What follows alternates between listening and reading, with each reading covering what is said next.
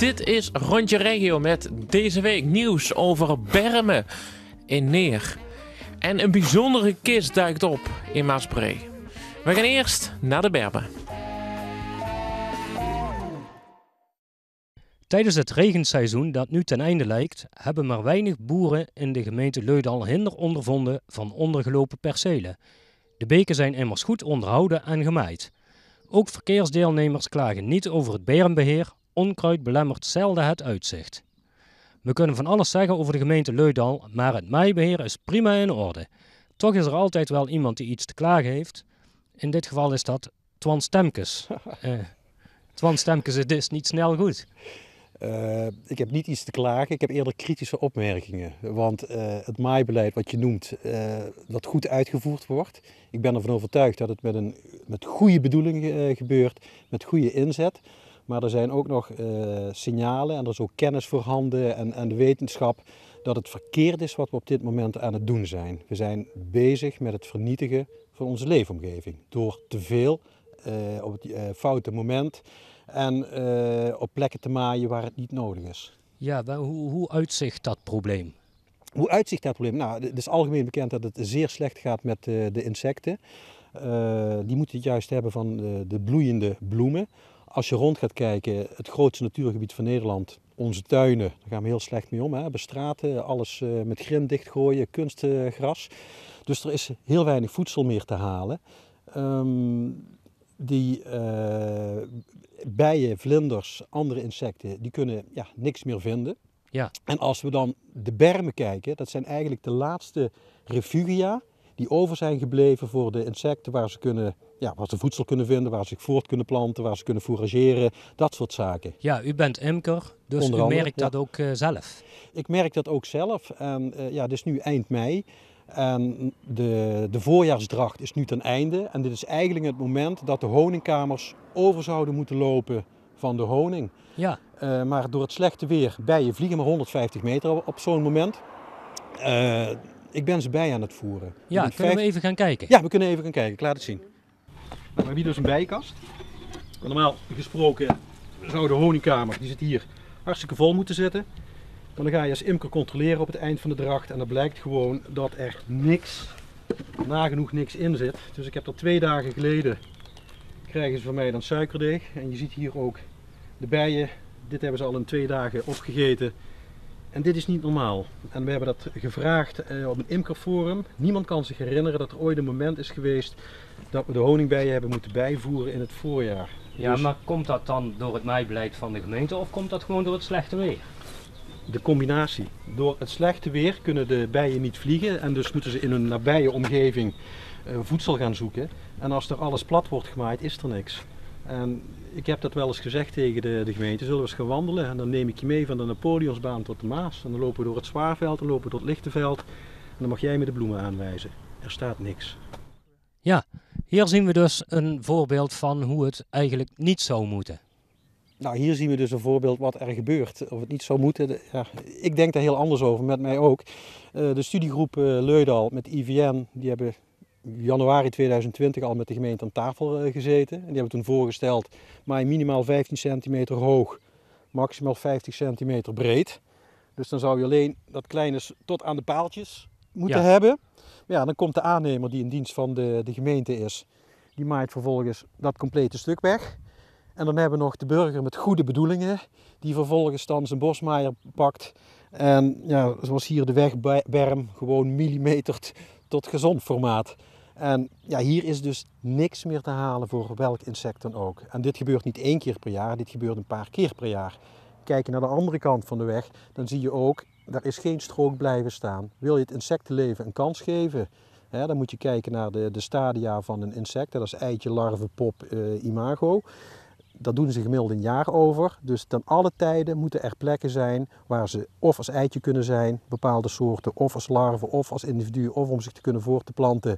Dus elk moment dat je maait, grijp je in. Dus je moet je maaibeheer aan gaan passen. Dus een burger kan ook veel betekenen voor de biodiversiteit. Heel veel betekenen. Het is juist de burger samen met de boeren die, als ze begrijpen hoe ze het beter kunnen maken, ook die bereidheid wel hebben. en het gaat mis op de communicatie. En daar is de rol voor de gemeente zo belangrijk. Dat hebben we ook om gevraagd al een paar jaar geleden. Ga die burger nou uitleggen dat hij moet stoppen met het maaien van bermen. Ik bedoel, hier lopen paarden, hier woont niemand. Het is een prima plek om deze berm met rust te laten. Even een korte instructie. Stoppen met maaien, is dat genoeg of moet hij ook nog wat inzaaien? Nee, niet inzaaien. Als je gaat kijken naar het succesvol ecologisch bermbeheer, bijvoorbeeld de gemeente Eindhoven is daar zeer succesvol in. En die hebben gewoon gezegd, we gaan ons maaibeleid aanpassen. En die hebben nu zelfs, die tellen dus ook de soorten, kijken wat er gebeurt. En dan zie je dus dat de soorten binnen, dat duurt wel een paar jaar, die zie je gigantisch omhoog gaan. Als je hier gaat tellen, zie je ze juist gigantisch teruglopen. Dus het hoeft niet veel te kosten. Je hoeft niet in te gaan zaaien. Wil ik wel een stukje laten zien wat we wel ingezaaid hebben. Dan zie je het verschil, maar noodzakelijk is het niet. Nee, en ook voor de gemeente geldt eigenlijk gewoon minder maaien. Minder maaien, wat ook nog eens goedkoper is. Want deze vorm van grasbeheer tot gezond maaien kost 21 cent de vierkante meter. Ga je gefaseerd maaien of sinus maaien, dan kost dat 9 cent de vierkante meter. Dus dat is goedkoper. Wat ze nu doen, het klepelen en het laten liggen, kost, had de gemeente Eindhoven uitgerekend, kostte 4 cent de vierkante meter. Maar dan ben je stikstof aan toevoegen, want allemaal dat maaisel blijft liggen. En dan krijg je brandnetels met als gevolg dat je nog meer moet gaan maaien. Het gaat allemaal vervilten, want het verteert en dan krijg je een dikke laag. Het water loopt niet weg, dan moet je weer dure machines inhuren om dat weg te schrapen en uiteindelijk ben je duurder uit. Dus 2 keer negatief. Slecht voor de insecten en het raak je in de portemonnee. Ja, u heeft een werkgroep. Heeft u daar de gemeente al ooit op aangesproken? Nou, er zijn meerdere werkgroepen die zich daarmee bezighouden. Hè. Dus wat ik net vertelde, het IVN en de studiegroep Leudal. En die hebben al in 2014 een contact gehad met de gemeente erover. In 2018 hebben we met een aantal betrokken burgers met de gemeente aan tafel gezeten, dat uitgelegd. En nu is het in 2020, is die eerstgenoemde groep heeft weer een aantal zaken op papier gezet. Maar die adviezen om een of andere reden worden die niet overgenomen. En daar waar het fout gaat, daar moet je juist gaan ingrijpen, moet je als gemeente laten zien, wacht, hier moeten we in gesprek met degene die hier verantwoordelijk voor is, uit gaan leggen, dit willen we niet, we danken je voor je inzet, maar dit moet anders. En dat gebeurt niet. Nee, heeft u al een keer een gesprek aangevraagd met wethouder Martens bijvoorbeeld? Ja, we hebben 1 keer een gesprek aangevraagd, hebben we ook gehad en hij heeft heel goed geluisterd. En tot onze verbazing en verdriet werd een paar weken later kreeg een burger flessen wijn, omdat hij de wegberm elke week tot gezond maaide. En de reden was dat men het burgerinitiatief enorm waardeerde. Maar we zijn ondertussen als samenleving wel op een punt aangekomen dat we ons af moeten vragen wat belangrijker is. De toekomst van onze kinderen, onze leefomgeving, de biodiversiteit of een strak gemaaid gazon. En daar zit nog een hele lange weg te gaan voor zowel de gemeente als de burger. Ja, u heeft op eigen houtje ook uw berm een beetje anders ingericht. Ja, nou, op eigen houtje niet helemaal. Het was op voorstel van een raadslid van D66. Die kwam met dat idee. Ik liep zelf ook wel met dat plan. De WML, de waterleidingmaatschappij, die had gegraven om de waterleiding te vernieuwen. Ja, en die strooien dan gewoon graszaad. We hebben dat weggeveegd met de bezem. Toen hebben we een bedrijf in Friesland gevraagd, Kruidhoek, van nou, wat is nou een geschikt mengsel om hier in te zaaien. Nou, daar hebben we voor 100 vierkante meter zaden van gekregen. Dat hebben we ingezaaid en dat staat nu prachtig in bloei. Ja. Het wordt 1 keer per jaar gemaaid. En de mensen stoppen, ze maken er foto's van, ze plukken zelfs de bloemen en het gonst van de insecten.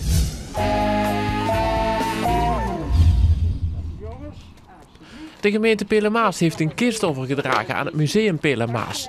Niet zomaar een kist, een archiefkist van de voormalige gemeente Maasbree. De gemeente Maasbree bestaat uit het dorp Maasbree, Baarlo en vroeger ook nog Blerik.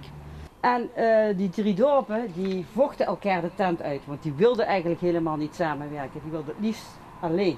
Toen is er een kist gemaakt, waarschijnlijk die kist, en daar is het archief steeds in vervoerd. En dat is tot 1910 zo gebleven. En om de beurt werd er vergaderd in Baarlo, Maasbree en in Blerik. En daar ging de kist mee.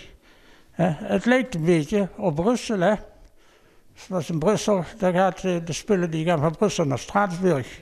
Nou, dat was niet nieuw, maar dat was al veel eerder, was dat ook in Maasbree het geval. In die kist zit een kopie van een oude oorkonde.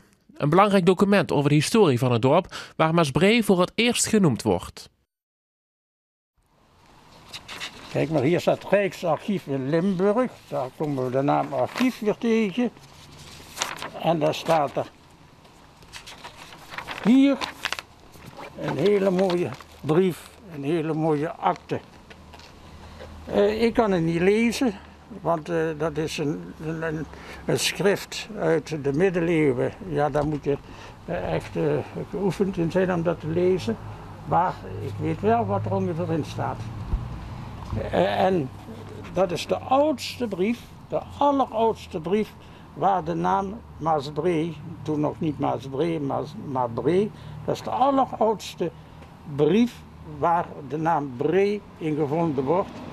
En daarom zeggen wij dat vanaf 1240, je kunt zien, daar staat 1240, dat Maasbree in elk geval bestaat vanaf 1240.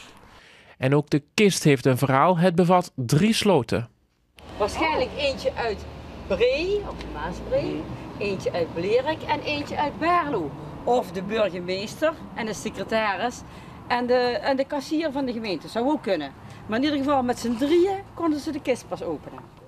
We zijn blij dat die archiefkist nu een mooi plekje krijgt in het museum. Ja, wij vinden het heel erg mooi. Er staat weer een stuk geschiedenis. Bij de voorwerpen die we in het museum hebben, daar hoort een verhaal bij. Nou, dat verhaal van die kist, dat is duidelijk. Zo staat er met Friese waterput, daar hoort een heel verhaal bij. Wij kunnen de urn die daarbij hoort, maar veel meer andere dingen ook. De kist is te bewonderen in het museum dat vanaf woensdag vandaag weer open is.